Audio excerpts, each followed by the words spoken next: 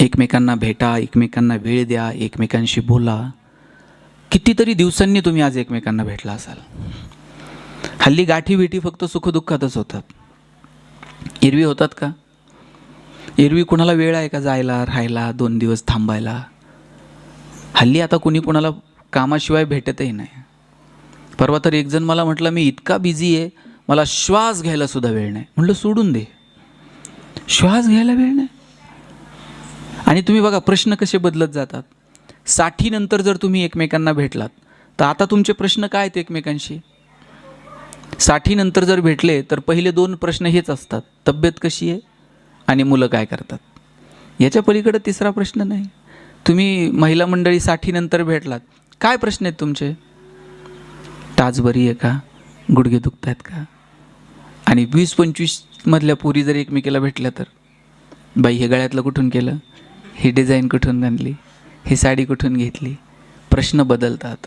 काळ आणि वेळेनुसार आपण पुढे पुढे जात राहतो. जी परिस्थिती आहे त्यातला आनंद शोधणं एवढंच माझ्या हातात आहे. आणि म्हणून गेल्यानंतर रडू नका, गेल्यानंतर खंबीर व्हा, सक्षम व्हा, आपल्या येणाऱ्या पिढ्यांसाठी जगा.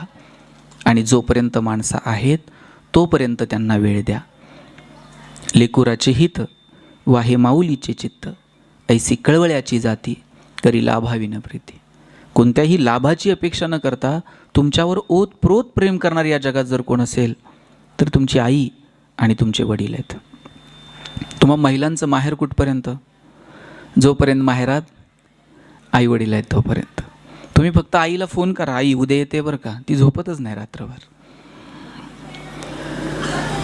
बाई निघाली का, आवरलं का, गाडी भेटली का, जागा मिळाली का, उतरली का. तुम्ही यायला उशीर, ती उमऱ्यामध्ये पळत येते. उमऱ्यात पळत आली की भाकरीचा तुकडा ओळून टाकते, पाणी ओळून टाकते, जवळ घेते, तिचे ओठ गालावर लावते. किती प्रेम आहे आईचं. आणि 2 दिवस जर तुम्ही माहेरी थांबलात आणि 3ऱ्या दिवशी सासरी जायला निघालात, तुमच्या आईनं तुमची पिशवी कधी रिकामी पाठवली का हो? शेंगा घेऊन जा, वांगे घेऊन जा, दूध घेऊन जा, भाजी घेऊन जा, पापड करून ठेवलेत, लोणचं घालून ठेवलं आहे, कुरड्या करून ठेवल्यात, वडे तोडून ठेवलेत. सासरी काय मिळत नाही का? सासरी सगळं मिळतं, पण आईला वाटतं पोरीची पिशवी कधी रिकामी जाऊ नये. कोण करतं एवढं प्रेम तुमच्यावर? एवढं प्रेम या जगात दुसरं कोणीही तुमच्यावर करू शकत नाही. म्हणून जे काही क्षण वाट्याला आले ते आनंदानं जगता येतील का याची काळजी माणूस म्हणून आपण सगळ्यांनी घेतली पाहिजे. नंतर हे स्पर्श, हा संवाद, हा सहवास नंतर नाही. बहिणाबाई चौधरी असं दारात दळत बसलेल्या असायच्या आणि रस्त्याने एक वाटसरू चाललेला होता. त्या वाटसरूनं विचारलं, पाणी आहे का? बहिणाबाई म्हटल्या, पाणी तर घेच, बस जरा 2 घास खाऊन जा. त्याला 2 घास जेवायला वाढलं. जेवता जेवता बहिणाबाई त्याला संसारातलं दुःख सांगायला लागल्या आणि ते संसारातलं सगळं दुःख ऐकलं. आणि तो वाटसरू म्हणला, एवढं दुःख आहे तुझ्या आयुष्यात आई, मग तू इथं नांदते का? तेव्हा बहिणाबाई म्हटल्या, लेकीच्या माहेरासाठी आई सासरी नांदते. इथं कितीही दुःख असलं तर मला नांदावं लागेल, कारण माझी पोरगी जर माहेरी आली तर तिला माहेर पाहिजे. आई नांदते ती लेकीच्या माहेरासाठी. दिवसभरात एक तरी फोन आईला करायचा असतो आणि सगळं आईला सांगायचं असतं. आई सगळं तुमचं ऐकते. कधीतरी आईचं एक वाक्य तुम्ही ऐकलं पाहिजे. कधीतरी नकळत आई फोनवर बोलते, बाई आम्ही आहोत ना तोपर्यंत येत चला. ज्या दिवशी आई असं म्हणेल, आम्ही आहोत तोपर्यंत येत चला, तेव्हा हातातली कामं थोडीशी बाजूला ठेवा आणि भेटून घ्या. आपलं बालपण कधी संपतं माहिती आहे? कुणी म्हणेल शाळेत गेल्यावर संपतं, कुणी म्हणेल कॉलेजला गेल्यावर संपतं. मी म्हणतो तुम्ही म्हातारे झालात ना तरी तुमचं बालपण संपत नाही. बालपण तेव्हा संपतं जेव्हा आई जाते. आई गेली का समजायचं आपलं बालपण संपलं. पोरींची तर हसायची, रुसायची, फुगायची, भांडायची, चिडायची, रागवायची सगळी जागा जर कोणती असते तर ती त्यांची आई असते. एक लहान लेकरू आईसोबत यात्रेला गेलं आणि आईला म्हटलं, आई ते खेळणं घेऊन दे ना. आई म्हटली, राजा आपल्याकडे एवढे पैसे नाही आहेत. बरं आई काही अडचण नाही. उड्या मारत मारत आईसोबत फिरत होतो. म्हटलं, आई ते खाऊ तर घेऊन दे. आपल्याकडे एवढे पैसे नाहीत दादा. बरं बाबा. ते पोरगं तसंच आनंदात उड्या मारत मारत पुढे निघालं. पुढे गेल्यानंतर एक खेळणं बघितलं. आई, ते खेळणं तर घेऊन दे. आई म्हटली, आपल्याकडे एवढे पैसे नाही आहेत. बरं आई. आईने ना खेळणं दिलं, ना खाऊ दिला, ना काही दिलं. पण ते पोरगं उड्या मारत मारत आईसोबत जत्रत फिरत होतं. आईचा आणि लेकराचा हात सुटला. पोरगं गर्दीत हरवलं. पोरगं रडत होतं, माझी आई हरवली म्हणून. खरं तर हरवला मुलगा होता, पण तो सगळ्यांना सांगत होता, माझी आई हरवली आहे, तिला सापडा. तर रडणाऱ्या पोराला सगळा समाज समजून सांगत होता, ए बाबा रडू नको. एक जण म्हटला, थांब तुला खाऊ घेऊन देतो. पोरगं म्हटलं, मला खाऊ नको, मला आई पाहिजे. कुणी म्हटलं, तुला खेळणं घेऊन देतो. मला खेळणं नको, मला आई पाहिजे. कुणी म्हटलं, तुला पाळण्यात बसवतो. मला पाळण्यात नाही बसायचं म्हटलं, मला आई पाहिजे. बघा, आईनं काहीच दिलं नाही तरी पोरगा आनंदात होतं. समाज आता सगळं द्यायला तयार आहे, पण आता मात्र त्याला आई पाहिजे. ही नाती परत नाहीत, हे प्रेम परत नाही. जग तर आपल्याला जन्माला आल्यानंतर ओळखायला लागतं. एकमेव आई अशी आहे जी जगापेक्षा जास्त 9 महिने आपल्याला ओळखत असते. तिच्या श्वासातून आपण श्वास घेतला आहे, तिच्या पोटात होतो आपण 9 महिने. बाळंत अनंत अशा वेदना सहन केल्यानंतर मग आपला जन्म झाला आहे, मग आपल्याला हे जग बघायला मिळालं आहे. जिच्या श्वासातून आपण श्वास घेतला आणि जिच्या पोटात आपण 9 महिने होतो, तिला शिवून किती दिवस झाले हो? मला तरुण पोरांना विचारायचं, आईला शिवलेलं किती दिवस झाले? आईच्या हाताला हात लागून किती दिवस झाले? आईच्या पायाला हात लागून किती दिवस झाले?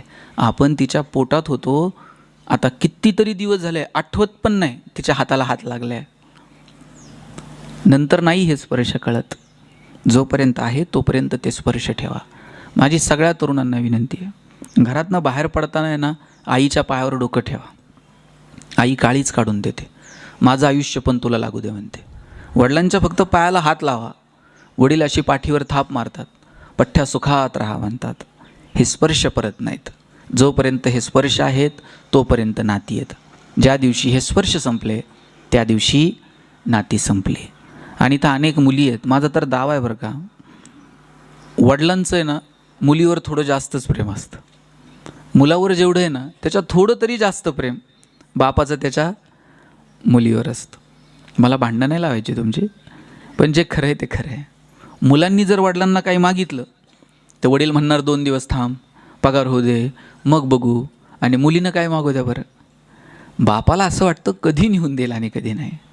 वडिलांना माहीत असतं 4 दिवस चिमणीसारखी थुई नाचल आणि एक दिवशी भुरकन उडून जाईल. जोपर्यंत आपल्या घरात आहे तोपर्यंत तिचे सगळे हट्ट पुरवायचे हे वडिलांनी ठरवून घेतलेलं असतं.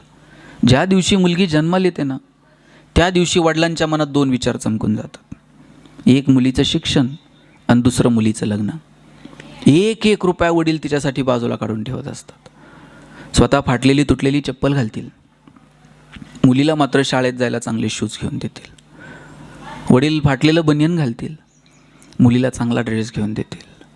वडील सायकलवर कामाला जातील, पोरीला कॉलेजला जायला गाडी घेऊन देतील, बसचा पास काढून देतील, तिच्या हॉस्टेलची फी भरतील. किती प्रेम आहे हे. मुलीच्या लग्नात तर बाप असा फेटाबिटा घालून मिरवत असतो. दिवसभर बापाची मान उंच असते. कन्यादान झालं ना मग वडील मान खाली घालतात, जावायच्या हातात हात देतात आणि सांगतात, तळ हाताच्या फोडासारखं जपले, सांभाळून घ्या.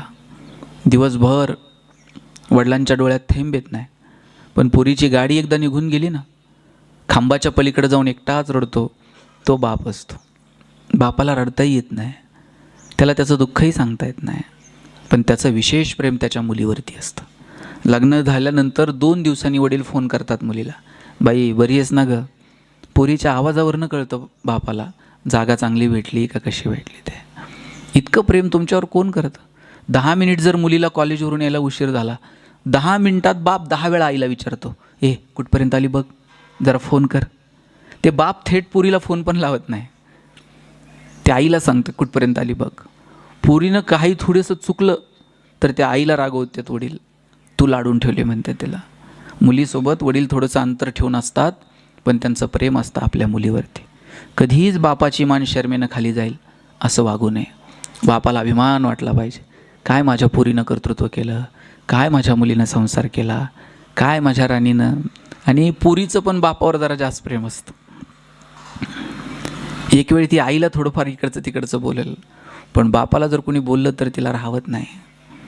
वडील गेल्यानंतर त्या पोरीला जेव्हा निरोप जातो तेव्हा त्या घरापर्यंत येईपर्यंत तिची जी तगमग असते ती शब्दात न मांडता येण्यासारखी आहे.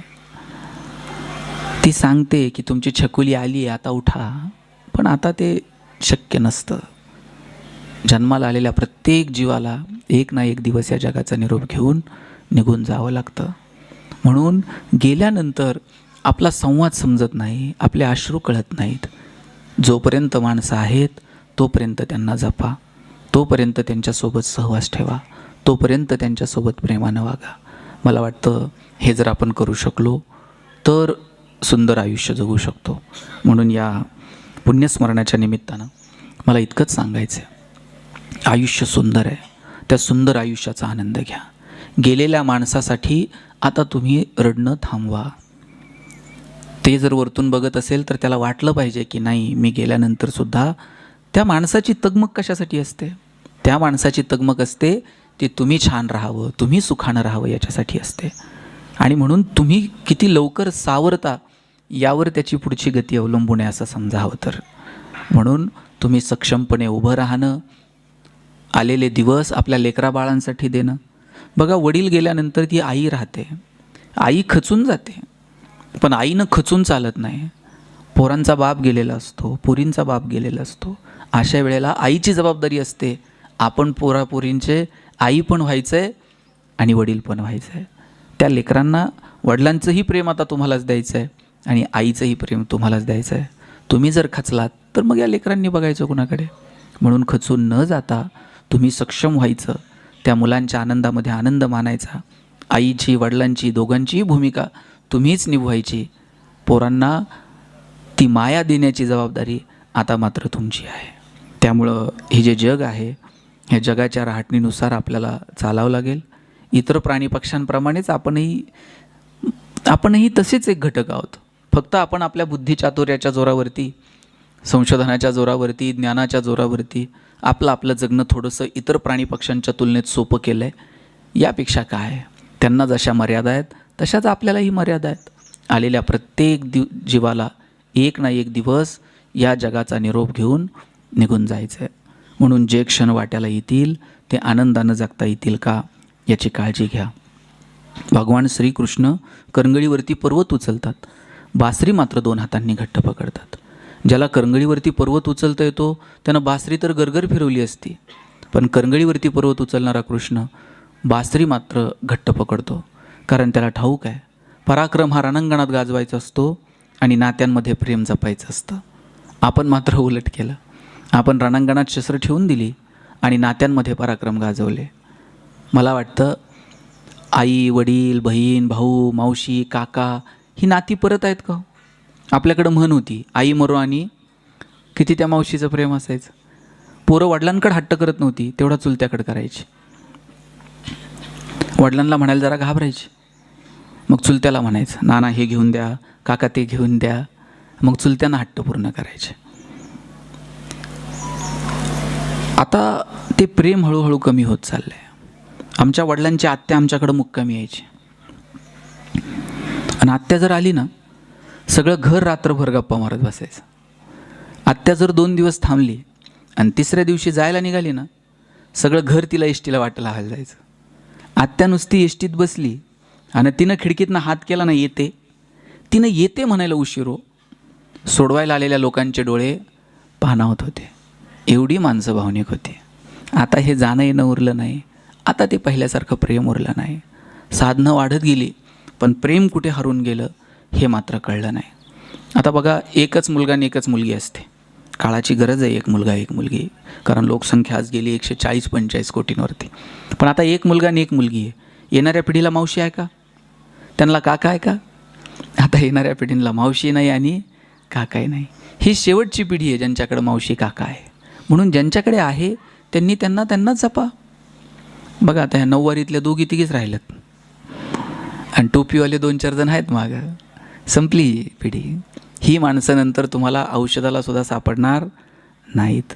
ज्यांच्याकडे ही माणसं आहेत त्यांना जपा, त्यांच्याशी बोला, त्यांच्याशी संवाद ठेवा. आणि त्या प्रेमानं ज्ञानोबारायांनी शेकडो वर्षापूर्वी शब्द वापरला आहे, मैत्र जीवांचे. काय अपेक्षा आहे ज्ञानोबारायांची? ज्ञानोबारायांची अपेक्षा इतकीच आहे की इथे मैत्रीचे संबंध सर्वांमध्ये प्रस्थापित होऊ दे आणि त्याच्यासाठी सज्जनांची मांदियाळी तयार होते. बरं, सज्जन कुणाला म्हटलं आहे? चंद्र मे जे लांछन मार्तंड जे तापहीना, जे चंद्रासारखे शीतल आहेत पण ज्यांचा जगाला ताप नाही, त्याच्यावरती डाग नाही, आणि जे मार्तंडासारखे तेजस्वी आहेत पण त्यांचा जगाला ताप नाही. चंद्र मे जे लांछन मार्तंड जे तापहीन, अशा सज्जनांची मांदियाळी तयार होईल का, अशी अपेक्षा ज्ञानोबांनी व्यक्त केली. आणि त्यासाठी काय म्हटलं आहे? दुरितांचे तिमिर जाओ, विश्व सुधर्म सूर्य पाहो. जे अज्ञान आहे, जे अंधकार आहे, हे दूर होऊ दे, त्यासाठी विश्वरूपी सूर्याचा उदय होऊ दे आणि परिणामी सर्वांमध्ये मैत्रीचे संबंध प्रस्थापित होऊ दे. ज्ञानोबराय म्हणतात, जे खळांची व्यंकटी सांडो, तया सत्कर मिरती वाढो, भूता परस्परे पडो मैत्र जीवांचे.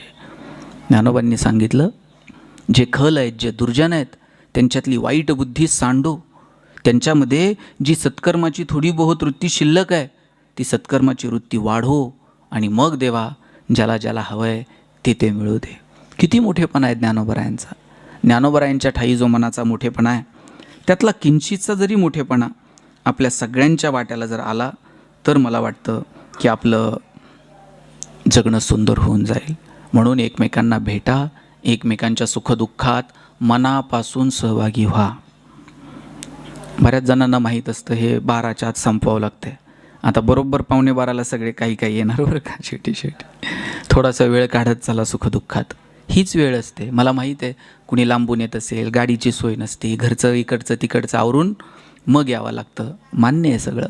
पण अशा वेळेससुद्धा सुखदुःखात थोडा एकमेकांना वेळ द्या, एकमेकांची विचारपूस करा, एकमेकांच्या गाठीबिटी ठेवा. माहीत नाही कोणती भेट शेवटची असेल, कोणता संवाद शेवटचा असेल, कुणाला माहीत नाही. म्हणून जे काही क्षण मिळतील ते आनंदानं प्रेमानं जगता येतील का याची काळजी घ्या.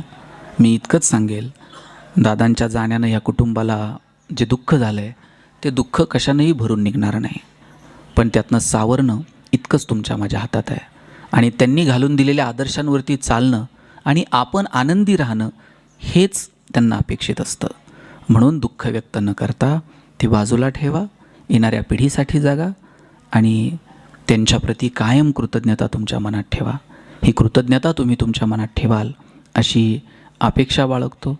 आपल्या सगळ्यांच्या वतीनं त्यांना भावपूर्ण आदरांजली व्यक्त करतो आणि सेवेला पूर्णविराम देतो. पुंडलिक वरदे हरी विठ्ठल. श्री ज्ञानदेव तुकाराम पंढरीनाथ भगवान की जय. माऊली ज्ञानेश्वर महाराज की जय. जगद्गुरु संत तुकाराम महाराज की जय. सब संतन की जय. विठ्ठल विठ्ठल विठ्ठल विठ्ठल विठ्ठल.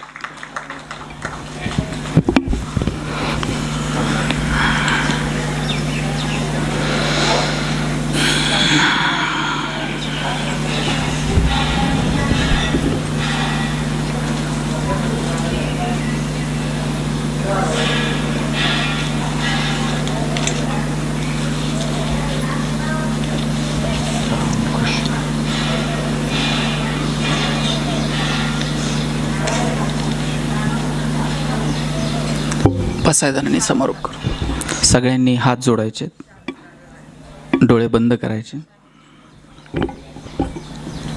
त्या हातात राहू